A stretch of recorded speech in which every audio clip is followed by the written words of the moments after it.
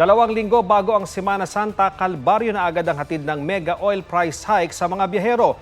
Tumaas ang pasahe sa mga provincial bus at susunod ang taas singil sa mga city bus. Iminungkahi naman ng ilang kongresista na magpatupad ng libreng sakay sa tren. Narito ang aking report. Maraming turista ang napapamahal sa Baguio. Pero mas mahal na ngayon ang pag-akyat doon. Taas pasahe kasi ang bumungad nitong weekend sa mga pasahero ng provincial buses, mapa-ordinary o air-conditioned. Kahit yung mga deluxe at luxury bus.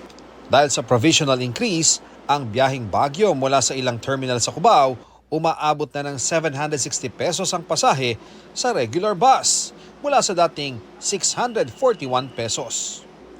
Ang first class na dating 1,038 pesos, nasa 1,136 pesos na. Iba-iba ang singil depende sa kumpanya ng bus.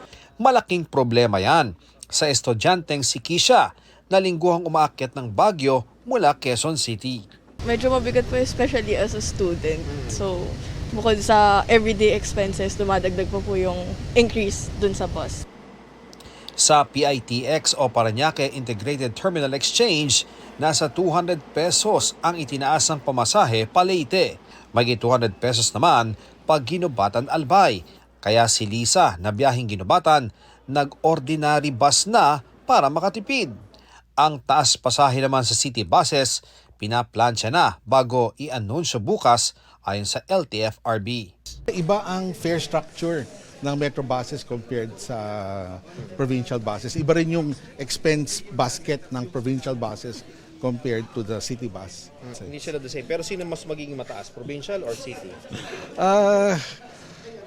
Tingnan natin bukas. Dahil sa pool ang mga tsoper sa pagmahal ng petrolyo, bukas hanggang Huwebes, mamamahagi ang DSWD ng 5,000 pisong ayuda sa 139,000 tricycle drivers sa Metro Manila.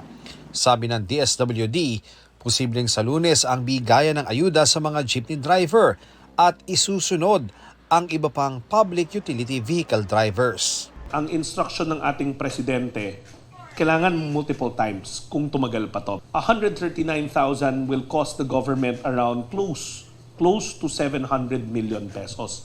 So nakahanda na yan. Inaayos na rin daw ng Transportation Department ang paglalabas ng 2.56 billion pesos na pondo para sa fuel subsidy ng operators at drivers ng public utility vehicles. Bagaman may ayuda at fuel subsidy sa transport sector, inaasahan nilang may transport groups pa ring hihirit ng fare hike. Ang purpose kasi naman po ng fare hike is more of sustainability, no?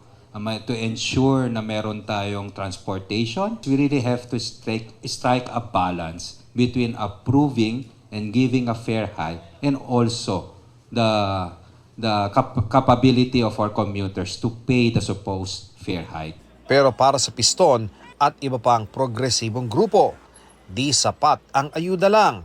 Dapat daw ibasura ang oil deregulation law.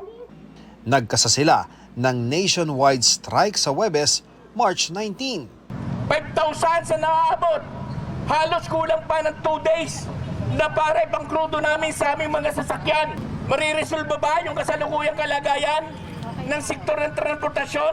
Ilang kongresista naman ang naghain ng resolusyon na nagmumungkahing magpatupad ng libreng sakay sa mga tren sa Metro Manila, ang LRT1, LRT2 at MRT3 para makagaan sa gastusin ng milyong-milyong commuter.